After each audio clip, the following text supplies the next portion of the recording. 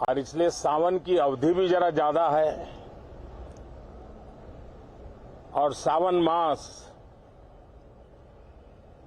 पवित्र संकल्प के लिए, पवित्र कार्यों के लिए बहुत ही उत्तम माना जाता है।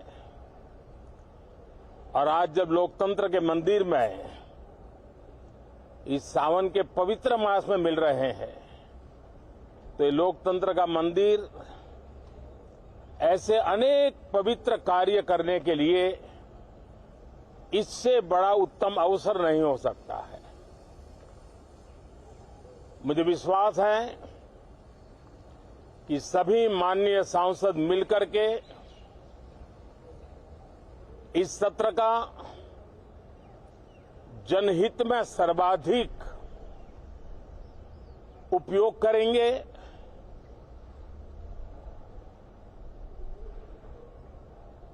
संसद की जो जिम्मेवारी है और संसद में हर सांसद की जो जिम्मेवारी है, ऐसे अनेक कानूनों का बनाना, उसकी विस्तार से चर्चा करना बहुत ही आवश्यक है। और चर्चा जितनी ज्यादा होती है, चर्चा जितनी ज्यादा पैनी होती है, उतना जनहित में दूरगामी परिणाम देने वाले अच्छे निर्णय होते हैं। सदन में जो माननीय सांसद आते हैं वो धरती से जुड़े हुए होते हैं, जनता के दुख दर्द को समझने वाले होते हैं। और इसलिए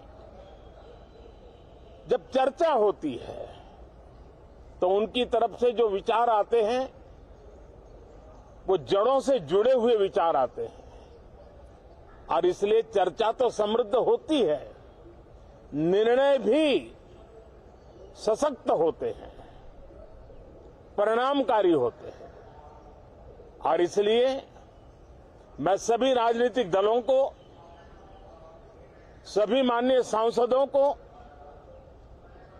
इस सत्र का भरपूर उपयोग करके जनहित के कामों को हम आगे बढ़ाएं। ये सत्र अनेक रूप से महत्व का भी है, क्योंकि इस सत्र में जो बिल लाए जा रहे हैं वो सीधे सीधे जनता के हितों से जुड़े हुए हैं। हमारी युवा पीढ़ी जो पूरी तरह डिजिटल वर्ल्ड के साथ एक प्रकार से नेतृत्व कर रही है, उस समय डेटा प्रोटेक्शन बिल देश के हर नागरिक को एक नया विश्वास देने वाला बिल है और विश्व में भारत की प्रतिष्ठा बढ़ाने वाला बिल है। उसी प्रकार से नेशनल रिसर्च फाउंडेशन, ये बिल एनआरएफ, नई शिक्षा नीति के संदर्भ में एक बहुत बड़ा अहम कदम है। और इसका उपयोग अनुसंधान को बल देना, इनोवेशन को बल देना, रिसर्च को बल देना, और हमारी युवा पीढ़ी जो विश्व के अंदर नए उपक्रमों के द्वारा विश्व का नेतृत्व करने का सामर्थ्य रखती है, उनके लिए बड़ा अवसर देकर के आ रही है।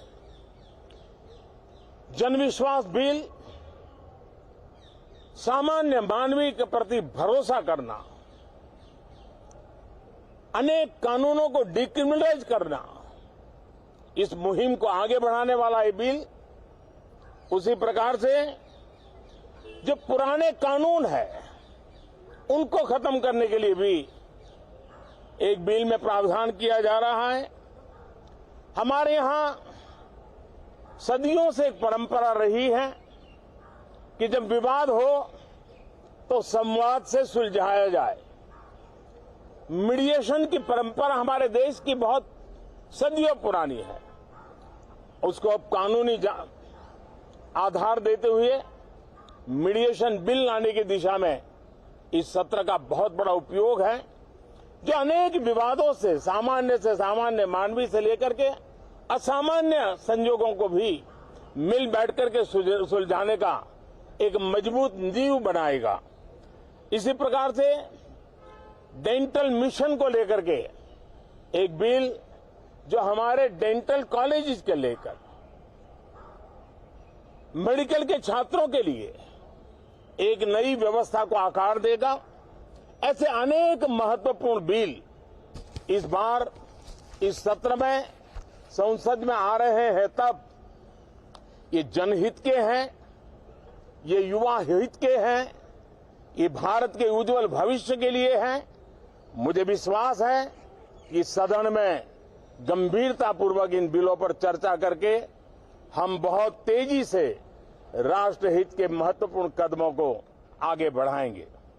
साथियों, आज जब मैं आपके बीच आया हूं, इस लोकतंत्र के मंदिर के पास खड़ा हूं, तब मेरा हृदय पीड़ा से भरा हुआ है, क्रोध से भरा हुआ है। मणिपुर की जो घटना सामने आई है, किसी भी सभ्य समाज के लिए ये शर्मसार करने वाली घटना है।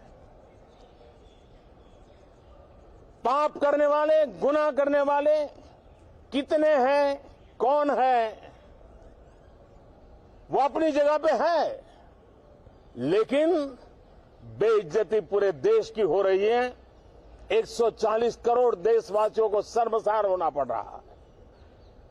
मैं सभी मुख्यमंत्रियों से आग्रह करता हूं कि वे अपने राज्य में कानून व्यवस्था को और मजबूत करें, खास करके हमारी माताओं बहनों की रक्षा के लिए कठोर से कठोर कदम उठाएं। घटना चाहे राजस्थान की हो, घटना चाहे छत्तीसगढ़ की हो, घटना चाहे मणिपुर की हो, इस देश में, हिंदुस्तान के किसी भी कोने में, किसी भी की राज्य सरकार में राजनीतिक वाद विवाद से ऊपर उठ करके कानून व्यवस्था का महात्मा, नारी का सम्मान, और मैं देशवासियों को विश्वास दिलाना चाहता हूं, किसी भी गुनहगार को बख्शा नहीं जाएगा। कानून अपनी पूरी शक्ति से, पूरी सख्ती से एक के बाद एक कदम उठाएगा। मणिपुर की इन बेटियों के साथ जो हुआ है, इसको कभी माफ नहीं किया जा सकता है। बहुत बहुत धन्यवाद दोस्तों। ओके, पीएम मोदी, आज से पार्लियामेंट का मॉनसून सेशन शुरुआत होने जा रही है। 15 सिटिंग्स होंगी, 21 नए बिल्स टेबल होंगे, कुछ इंपॉर्टेंट बिल्स भी लाइंड अप होंगे। देखते हैं कितना काम करते